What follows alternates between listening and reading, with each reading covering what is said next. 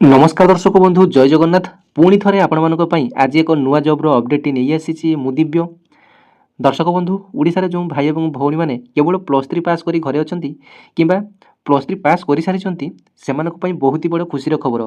से बहुत दिन अपेक्षा करते जे केबे डाटा एंट्री पोस्ट पदवीटी आसो तेज देखु आपण मानी हाईकोर्ट ऑफ ओडिशा तरफ गोटे group C data entry post आपण मानी बहुत बड़ वैकेंसी नियुक्ति आपण आसी जाइए एवं आगक आपर ओडिशा रे पिओन भर्तिर नियुक्ति और क्लार्क भर्तिर नियुक्ति बहुत जल्दी आसापी जाऊँगी तेज देखो आपने जब केवल +3 पास कर आउ अन्य कौन क्वालिफिकेशन आवश्यक ना जदि आपर +3 पास कर बयस आपर 21 वर्ष 42 वर्ष मध्य रही विभिन्न कैटेगरी वाइज अनुसार आपर एज रिलैक्सेशन रही तेज आगक भिडियो आप सहित जब्र डिटेल्स शेयर करी पूर्व गोटे छोटिया अनुरोध भिडियोटी जब भल लगे गोटे लाइक करेंगे अन्य शेयर करेंगे चैनल टी सब्सक्राइब करेंगे एमती नुआ नुआ जब्र अपडेट पाइबापी तेज देखो बर्तमान जो वैकेंसी कथा कहि यहाँ गोटे आपर डाटा एंट्री ऑपरेटर बा जूनियर ग्रेड टाइपिस्ट पदवी नियुक्ति आसी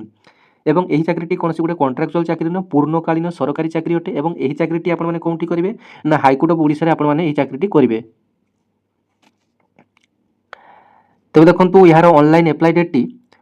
15 जनवरी 2026 आरंभ हो जाए एप्लायर लास्ट डेट रही 11 फेब्रुआरी 2026 यार लास्ट डेट रही जोटा गोटे ग्रुप सी पदवी आपने देखिपुंट ग्रुप सी पदवी एवं एथरे आपर पे मैट्रिक्स 19,900 रु आपर बेसिक पेड रही जदि आपको हिसाब करी कहि 58% बर्तमान डीए चली जब हाउस रेंट कथा आपर हिसाब करिया तेबे आपने इन हैंड सैलरी आपने 35,000 पाखापाखि इन हैंड सैलरी आपने पाइबे पुणी 8 पे कमिशन लगे आपण तो खुशी खबर 8 पे लगे आप डबल हवा सुनिश्चित तेज देखो वैकेंसी पोजिशन कौन थे केते वैकेंसी आपण रही वैकेंसी कथा जब कह यूआर आपंप 4टी वैकेंसी एससीबीसी 6टी वैकेंसी एसटी 11टी वैकेंसी एससी आपंकर 7टी वैकेंसी टोटाल आपंप 28टी वैकेंसी जो वुमेन 9टी वैकेंसी एवं ए जो पीडब्ल्यूडी मान 2टी वैकेंसी और एक्स सर्विसमैन मान जो गोटे वैकेंसी ये सब वैकेंसी आपर अलग अर्थात 28 प्लस 3 ताहने टोटाल है आपर 31टा vacancy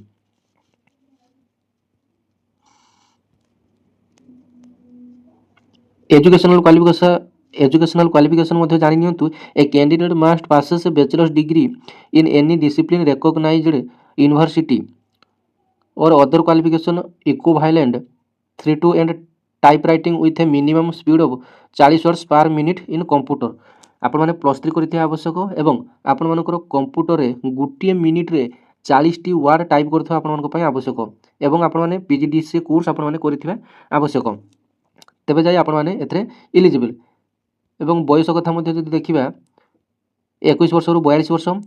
SC ST SCBC M 5 वर्ष एज रिलैक्सेशन बा छाड़ रही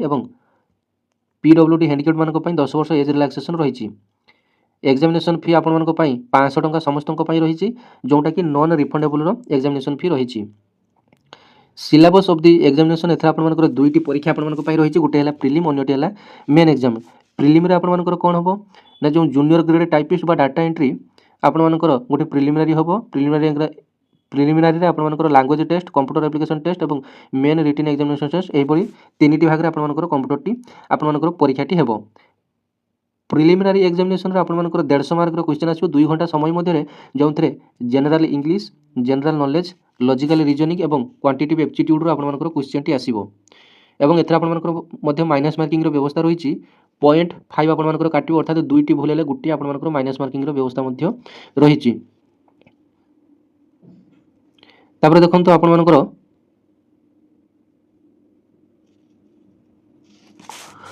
एठारे कौन विषय केते मार्क क्वेश्चन आसो डिटेल्स दिगला लैंग्वेज टेस्ट क्वालिफाइंग नेचर जोटा कि रहिबो 100 मार्क 2 घंटा मध्य से आपर an essay in English containing 300 word मध्य गोटे एसए आसो जोटा कि 30 मार्क प्रीसेस राइटिंग आपण आसो 20 mark translation of passage from English to Odia आपण 20 मार्क आसो translation of passage English to Odia English to Odia English to Odia Odia to English एमती आप ट्रांसलेशन आसो तापर इंग्लिश ग्रामर रु 10 मार्क आपण क्वेश्चन आसो यहाँ गला आपर लैंग्वेज टेस्ट प्रथम आपर प्रिलिमिनारी एग्जाम टी है 150 मार्क तापर आपर लैंग्वेज टेस्ट है 100 मार्क जोटा कि आपर एस राइटिंग गोटे आसो 300 वर्ड मध्य आपको लिखापी पड़ो 30 मार्क तापर गोटे प्रेसेस राइटिंग आपन पाई रही 20 मार्क तापर आपन पाई ट्रांसलेशन व्यवस्था रही Odia to English English to Odia English grammar आपन 10 मार्क एमती क्वेश्चन आसीबो तापर कंप्यूटर एप्लिकेशन गोटे परीक्षा आपन पाई रही जोटा कि आपन थ्योरी 50 मार्क आसीबो एवं स्किल टेस्ट आपन पाई 50 मार्क आसीबो जोटा कि 30 मिनिट लेखा समय रही थ्योरी पाई मध्य 30 मिनिट एवं स्किल टेस्ट पाई मध्य 30 मिनिट समय रही एवं ए जो कंप्यूटर एप्लिकेशन टेस्ट हेबो एते जो मार्क टी आपन सिलेक्शन प्रक्रिया काउंट करा जिवो नाही एई मार्क टी आपन केवल क्वालिफाइंग नेचर टी रही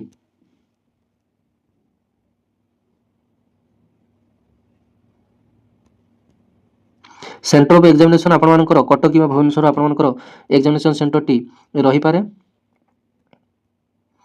एप्लाई करने डॉक्यूमेंट कौन कौन जानी नियंतु आपन हाई स्कूल सर्टिफिकेट आपन प्लस 3 सर्टिफिकेट आपन कंप्यूटर सर्टिफिकेट जदि रही पीजीडीसी कंप्यूटर सर्टिफिकेट टी देबे तापर आपन गुड कैरेक्टर सर्टिफिकेट आपन देबे दुईटी गेजेटेड ऑफिसर को पाखर दुईटी अलग अलग कैरेक्टर सर्टिफिकेट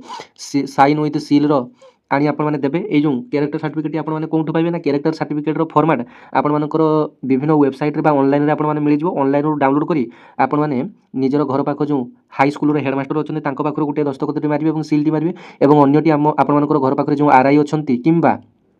आपन मानकर तहसील ऑफिस रो आपन माने आनी ये कर पारे नचे जदि घर पाखर जदि कोनसी मेडिकल ऑफिस रही जदि आपन हॉस्पिटल मध्य रही हॉस्पिटल डॉक्टर को पाखर मध्य हेई परिबो तापर आपन रिसेंट फोटोकॉपी गोटे आवश्यक आपन सिग्नेचर आवश्यक आपन आधार कार्ड आवश्यक ये सब आपन डॉक्यूमेंट मध्य आवश्यक कौन साइट रे अप्लाई होबो मध्य जानि नियंतु www.orissa orissa highcourt.nic.in এই ওয়েবসাইট रे आपन एप्लाई हम तेज आशा करुँची भिडियो आपको डिटेल कंप्लीट इनफॉरमेशन आपई आसी और परीक्षार एडमिट कार्ड और डिटेल्स एडमिट आपंकर मोबाइल नंबर को मेसेज कि इमेल आईडी को आपंकर मेसेज आसीज केवे कौन परीक्षाटी हे तेज भिडियो अनेक मात्रा शेयर करेंगे ओडिशार भाई भाई पाखक जो मैंने डाटा एंट्री पोस्ट को अपेक्षा करते धन्यवाद जय जगन्नाथ।